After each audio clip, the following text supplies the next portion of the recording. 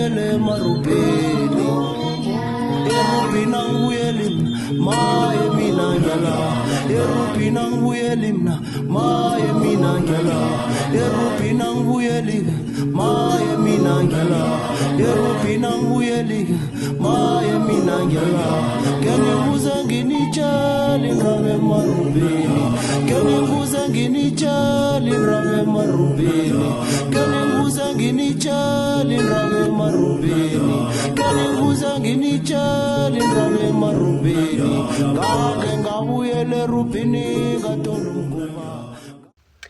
Uyabona once into yalethwa kuwe kwathiwa yi-gender equality, kwathiwa yi-women empowerment, kwathiwa yi-independence, kwathiwa my body my rights, kwathiwa yi-democracy, wazi ukuthi into leyo yi-nonsense.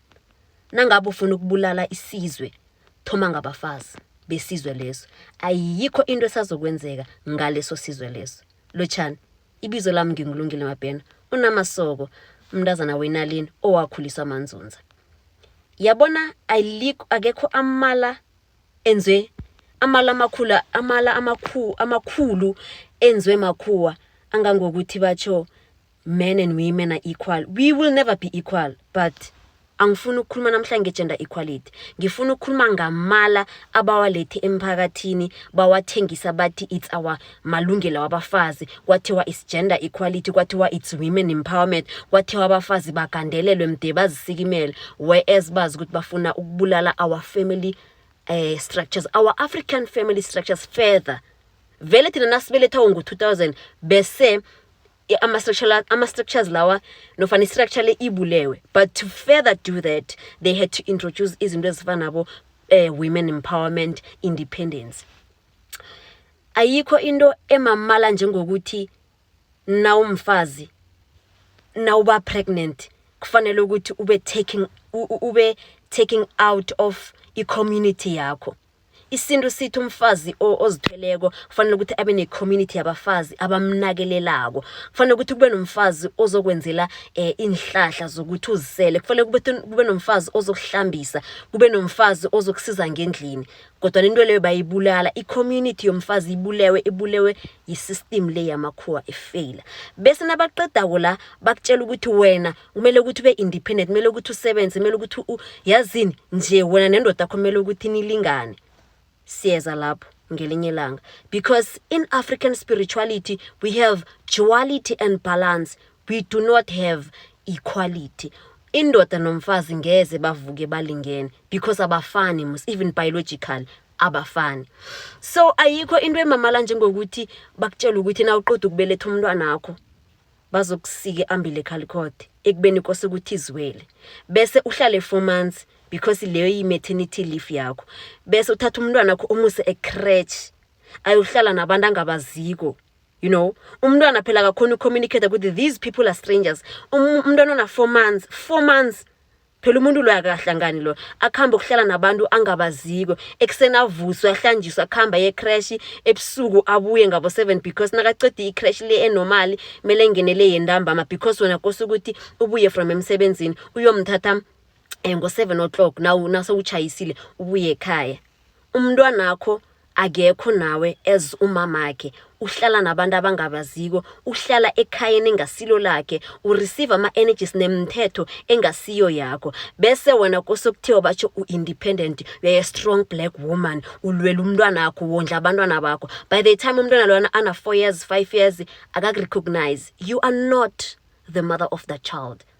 Nakana 5 years ungawari, 4 years siyamthatha simusa ku grade RR, and then nakati 5 years grade R, nakati 6 years grade 1. By the time uphaphama umntwana kana 16 years awazi ukuthi into lohleli nayo le iyini. This is why we have a problem in this country yabantwana abangezwako. This is why kulula ukuthi umntwana adla ama drugs. This is why kulula umntwana ukuthi azithole alone bese akhamba ayokufuna ithando langaphandle, which leads to drugs, rape and yonke inyakanyaka evane sihlangane naye as ababelethi. This is why abantwana bangakhona ukukhuliseka ngokomthetho, because abantwana nasekuthomeni akhange kwabangebethu. Abantwana abangeba kahulumende bakhuliswa ngurhulumende, bakhuliswa maneni, bakhuliswa yimedia, By the time when we emsebenzini, and remind you, you are tired, you are so tired, awukhona ukudlala nomntwana wakho. The next thing oyenzako yini kumphosa ngefoni uthi abukele uCocomelon, the very same Cocomelon that causes ADHD. They never tell you these things. Angeke bakutshela ukuthi i-anxiety, ADHD into ezozibangwa yini. Bakutshela ukuthi no, as-curable.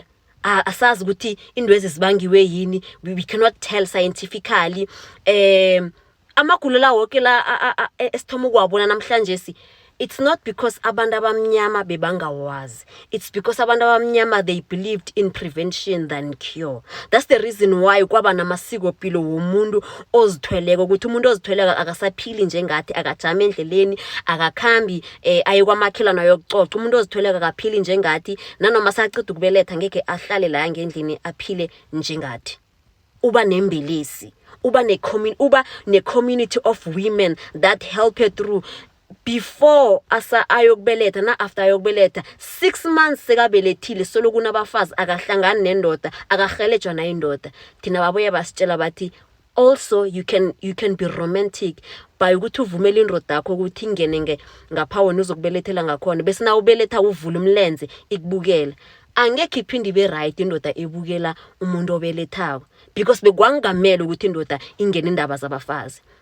We are being told it's romantic to share ama-pathway to as individuals to each other, everything. Ayikho indoda ozoyihlonipha na uyazela yo konke indoda na uyazela yonke into angeke uyihloniphe. Kungakho eAfrica kwaba namabandla, indaba zebandla ziphelele bandla, indaba zangesibuyeni ziphele esibuyeni because you understood ukuthi nangikhuluma ngesihlabi, nangikhuluma ngama-period pains, ubaba kwami angeke akhona understand. No matter how much I can try to teach him, try to explain, man will never understand how it feels like to be a woman. Akusukuthi badom vele into labana akekho umuntu oza understand ukuthi kunjani ukuba nembele kokuba nganayo. You can never understand how it feels like ukuba namahlwayi, testicles, when you have never been a man and had testicles. You can never understand masculinity just by reading a book, just by going through our research papers. They are lying to us. They've lied to us. So our children, they're taken away from us prematurely. That is why abantwana bethu banamagulo snacks. Then no, black parents do not know these illnesses. We knew about these illnesses. That's why we had a system in place. That's why kwaba nesindu. That's why kwaba nomuntu ebathi yimbelesi. Besazi ukuthi kunento ebathi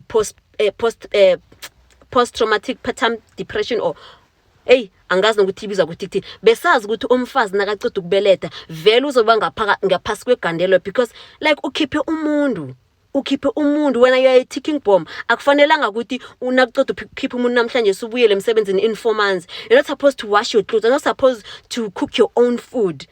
There's a community of women kunembelesi, someone specifically designed for you ngesintu ukuthi asuke kwakhe lahlala khona yena eze la wona ukhona azokusiza isintu sitsho njalo. It's the first time uba ngumama wazini ngokukhulisa umntwana. This is why you're getting it wrong. Because when ucabanga ukuthi wena nendoda yakho njengoba nitshadile umntwana lo nizomkhulisa nithi nazini ngokukhulisa umntwana nakhe namkhulisa nguphi umntwana. But they've lied to us, told us this is romantic. Men cannot more with the babies. Nigelana indoda umntwana imbambe ana 2 minutes. Men will never connect with babies. Angeke. It's not because banenhliziyo ezimbi. It's because abakamphathi. They never carried these babies.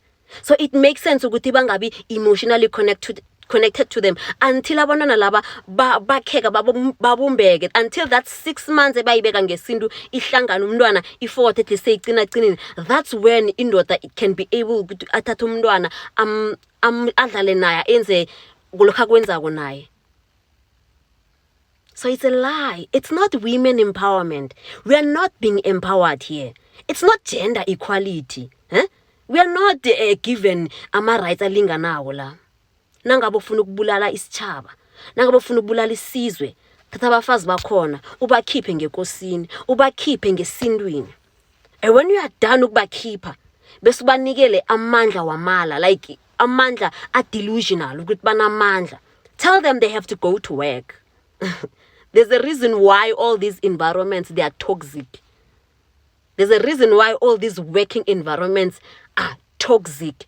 azange ngihlangana nomuntu othi mina la ngisebenza khona kumnandi. There's a reason why. They lied to us. Mfazi kuledla. We're never supposed to be taken away from our babies. It's not right. Abantwana bethu, they are suffering because basukile kuphi ebomameni babo.